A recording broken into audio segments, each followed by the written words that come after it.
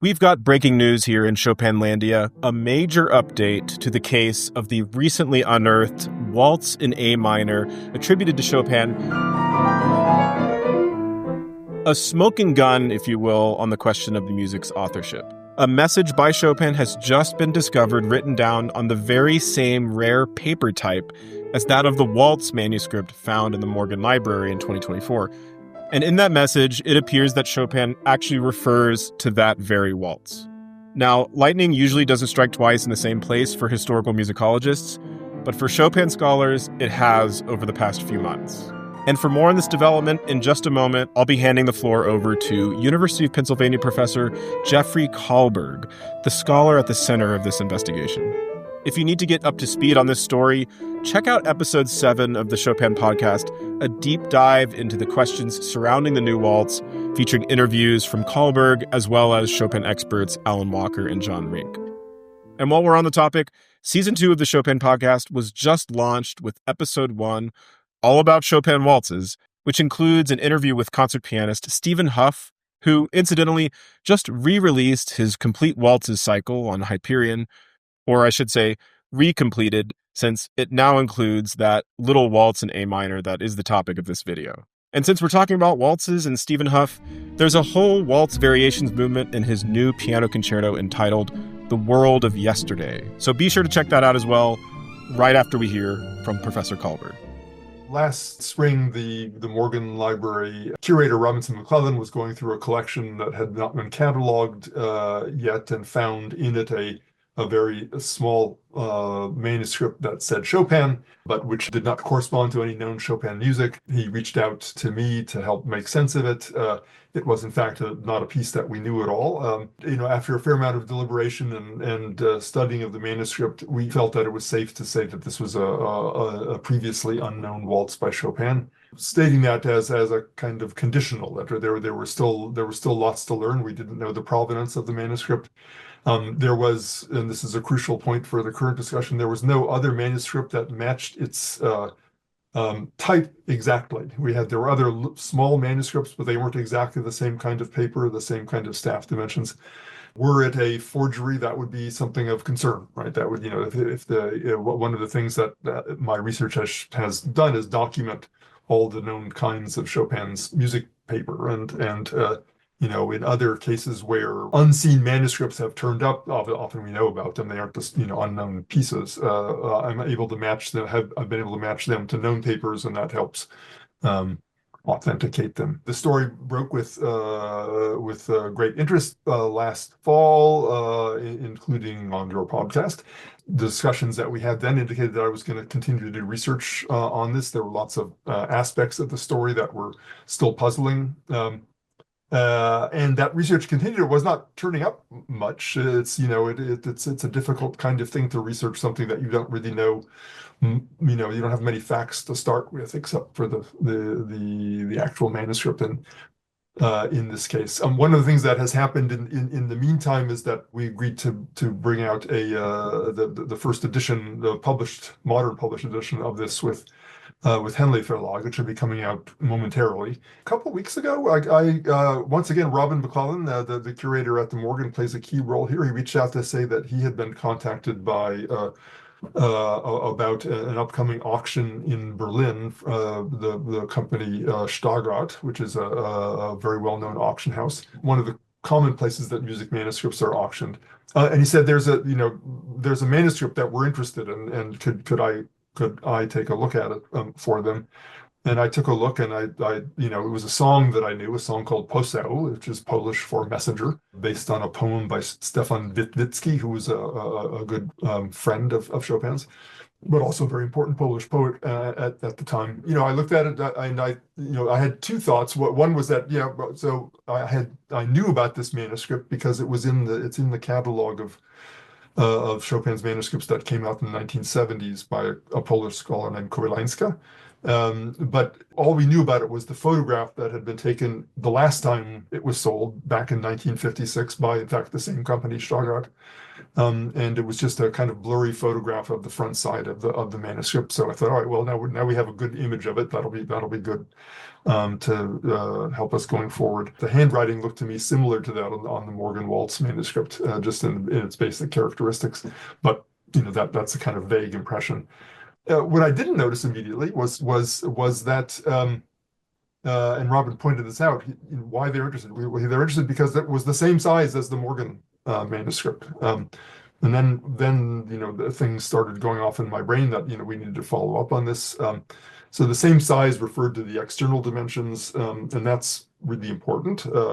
We were able to, before the manuscript was sold by Stargard, we were able to get them to measure the dimensions of the staves, figuring out how Chopin manuscripts relate to one another. It turns out this is a methodology derived from the study of Beethoven sketches back in the 1970s. If you measure the distance between the top of the top staff to the bottom of the bottom staff, something called the total span, you find that varies over time in different manuscripts, and you can use that as a kind of, because the device used to draw the staves changed from one time to another, and so I have a lot of data on this, and so we got those measurements, and they were exactly the same as in the Morgan manuscript. So now we have finally another manuscript clearly in Chopin's hand of exactly the same paper type, and that was cause for great celebration from me. I mean, for me that was I thought that certainly that's all that one would need.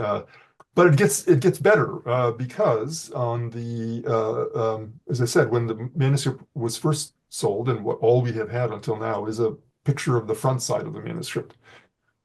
Flip it over, and the new catalog nicely does this for us and gives a photograph.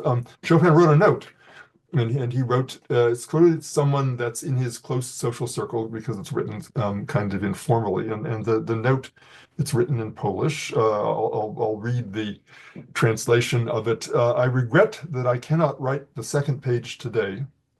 If there were time, I would write the soldier, which is the soldier of the first song. You will get it and the waltz that I promised Linosh so long ago. Well, I'll explain each of those bits in a moment, but clearly the waltz here, because the paper is exactly the same between Poso and the Morgan Waltz. The waltz that Chopin's referring to must be the waltz that's now in the Morgan library. So there we have Chopin in his own hand, basically taking ownership of this piece that we were making suppositions about, but and well-founded ones, it seems to me. But this is if you have it from the horse's mouth, it's in a way the last bit of evidence that we needed. He says, writing the second page, when he says that, he's I assume here, this is a little bit, may need some more thinking, but the song Poso means the messenger is a strophic song.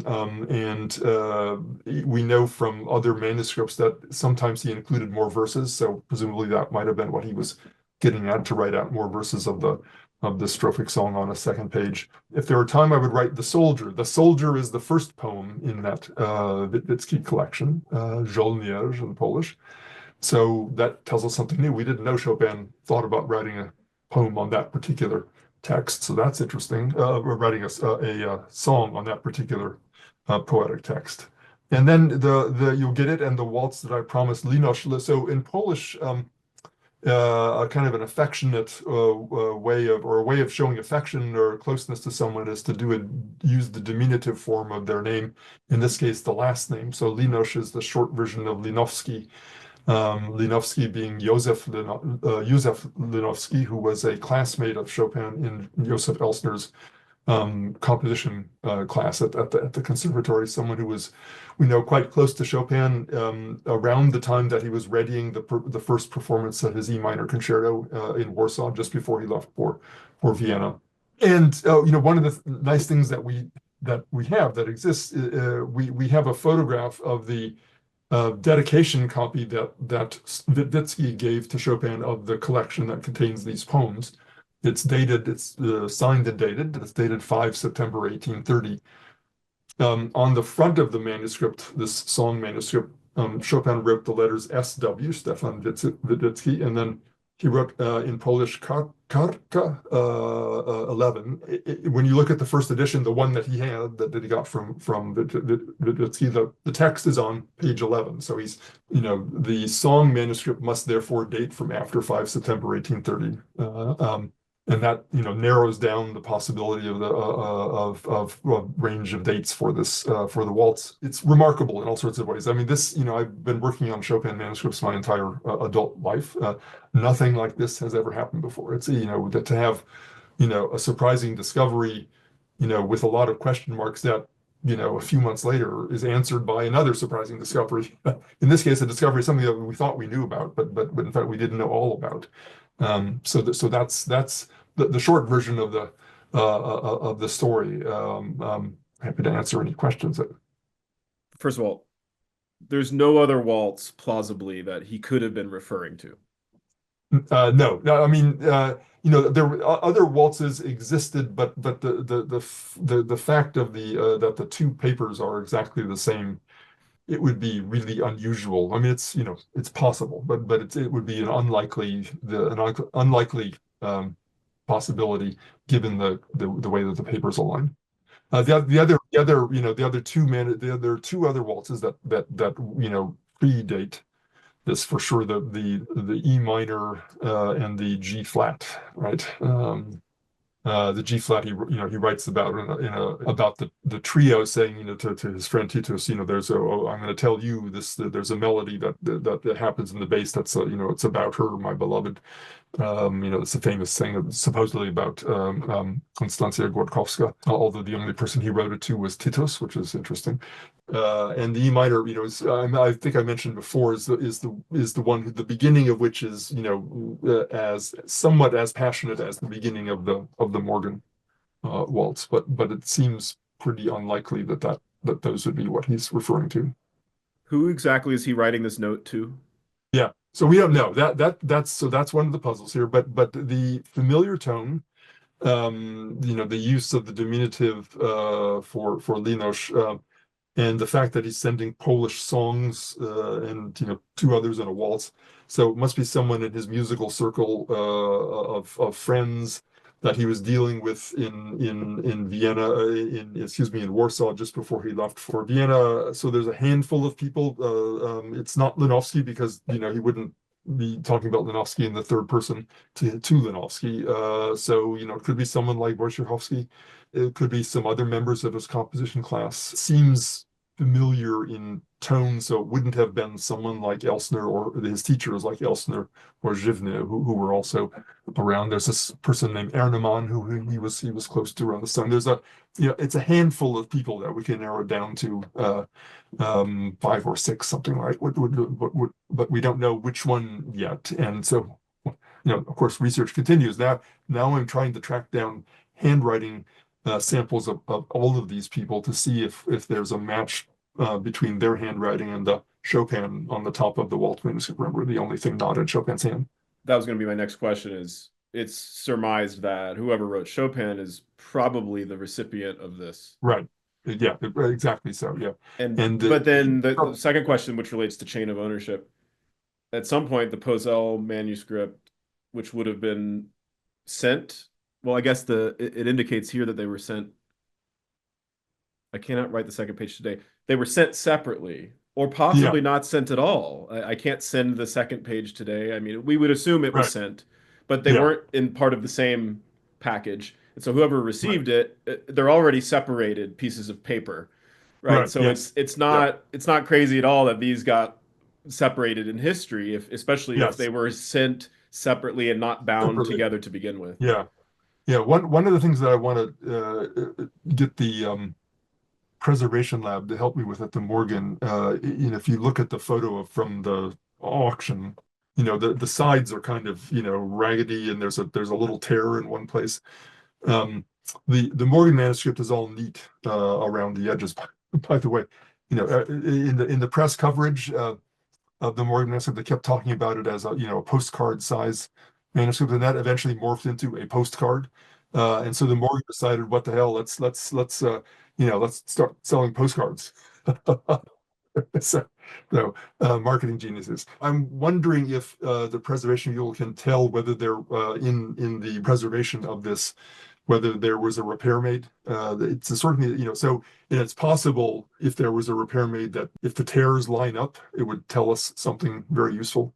In other words, that they were torn from the same source, basically, and you can put them back together, because if the tears line up, that it's useful kind of objective evidence of them being once together. This is again stuff that Beethoven scholars have been doing for years, to put sketch pages back together that are distributed all over the world. And to be clear, Chopin was still in Warsaw. It's fall of 1830, likely. Yeah, so this is I think the most likely supposition is before he leaves for Vienna. He still writes about Lenowski right after he gets back to Vienna, but right after he arrives in Vienna. But it's seems to be sort of the memory of, as opposed to someone he's writing to in town. He's writing to his parents and kind of saying, "I'm remembering sitting around with Lenowski and some other folks." And when exactly did he leave for Vienna, and when do you think is the range of period of time when he would have composed this Pocelle song and the waltz, presumably too? I believe the exact date is November 2nd, 1830.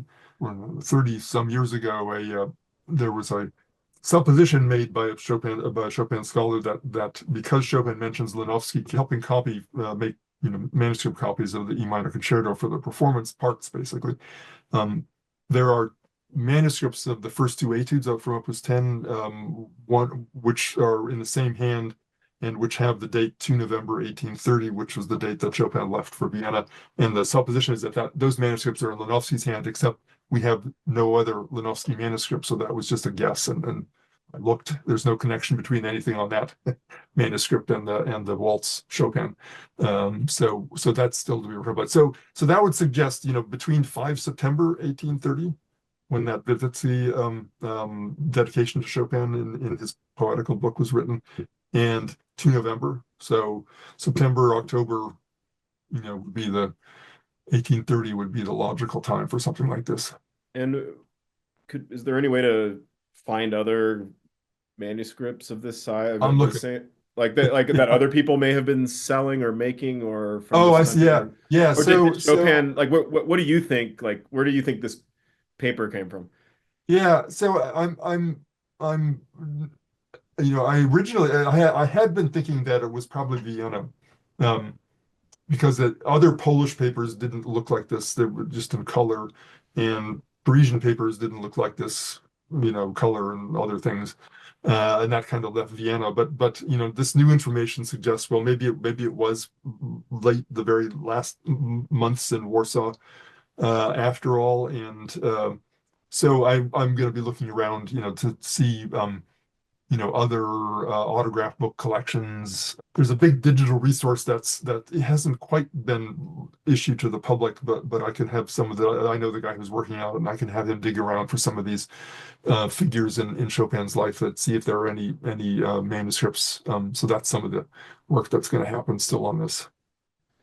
So does this enable any new speculations or fantasies about or confirming or denying any thoughts you may have had in terms of the origins of that initial chain of ownership, whether or not it can extend into the 20th century at all? I mean, is there a sense that, like, do you have any ways of thinking where it's like, okay, if this was sent to a close friend, it could have been kept in this place for this amount of time, and then we know this historical event happened, which, Right. I mean, is there anything like that, or are you still just kind of in the Yeah. dark as far as like who could have ended up with this thing and why it ended up Yeah, in New York? that's still pretty much in the dark. So we have a kind of, what we didn't have before was a plausible beginning, right? So we have that now, but the next piece of the trail isn't until after World War II, at the earliest.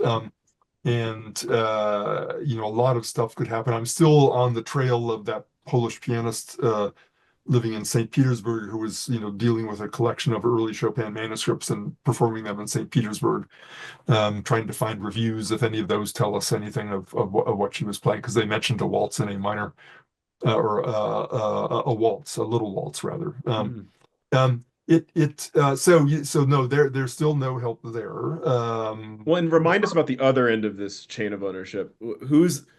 What's stopping us from knowing whoever had it Yeah, before?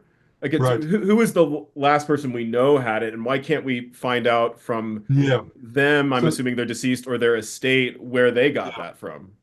right. So the earliest person that we know to own it was Augustus C. Witten, um, whose collection was purchased by Arthur Zatz, who after his death it got passed on to the Morgan.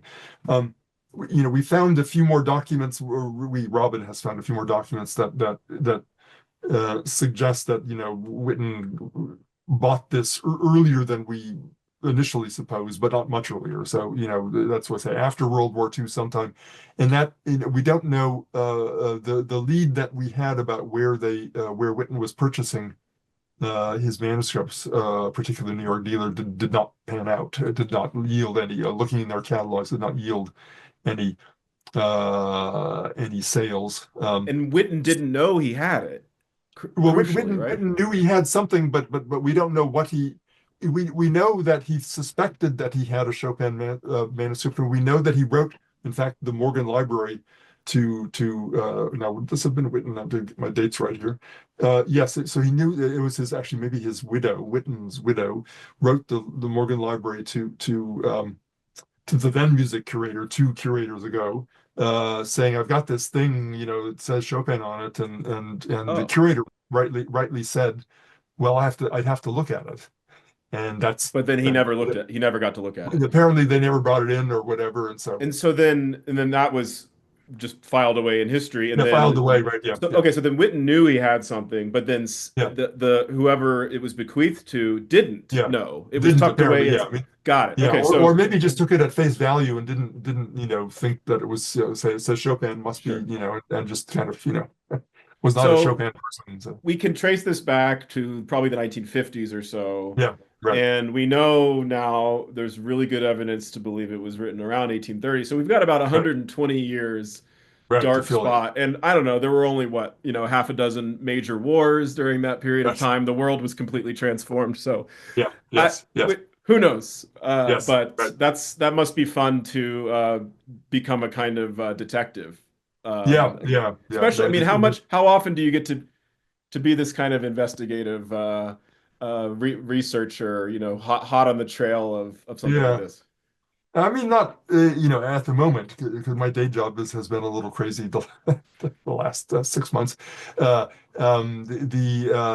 not much though. That day job is about to change. So come June, I'll be back to being a full-time Chopin person, and so I can be a little bit more aggressive in my pursuit of these things. But yeah, there I mean, there have been other kinds of puzzles like this that I have worked on, but this has had a has a peculiar valence to it, with the newness of the piece and some of the vagueness of the stories, and then this the surprises that came up here. It's just, I say, this never happened. Well, that's really cool. Thank you for Yeah, moonlighting as sure, a forensic Chopin scholar, and I'm sure. Yeah, excited that soon you get to do it again full time. yeah, exactly.